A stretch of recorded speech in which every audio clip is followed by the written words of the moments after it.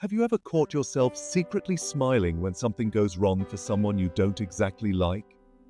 Yes, I'm talking about that little spark of joy when your adversary stumbles. It's a feeling as old as humanity itself. But is it okay to feel this way? Let's dive into this intriguing moral dilemma. Now, throughout history, philosophers have tossed this question back and forth. From Schadenfreude, a German word that literally translates to harm joy, to debates in ethical philosophy about the nature of justice and revenge. It's fascinating stuff, isn't it? But here's where it gets personal. Imagine this: your rival at work, who has been quite the thorn in your side, suddenly makes a big mistake. Everyone sees it.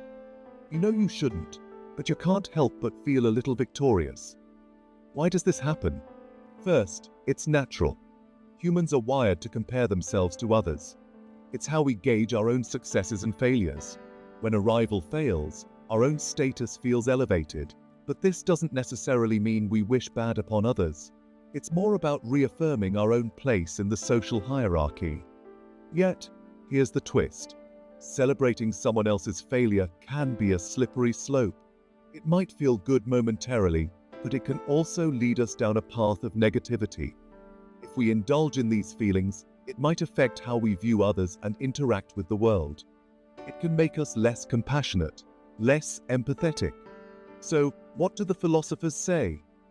Many argue that true moral character is shown not by how we treat our friends, but by how we treat our enemies. Can we show grace and empathy even when it's difficult? Can we rise above the immediate rush of vindication and consider the bigger picture? Let's reflect on that. Next time you feel that rush of harm joy, maybe take a moment. Think about the bigger picture. After all, the world could use a little more empathy and a little less rivalry. Don't you think?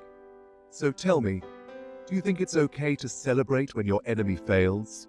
Or should we strive for a higher standard of empathy and understanding even towards those we don't necessarily agree with? Let's start a conversation. Drop your thoughts in the comments below.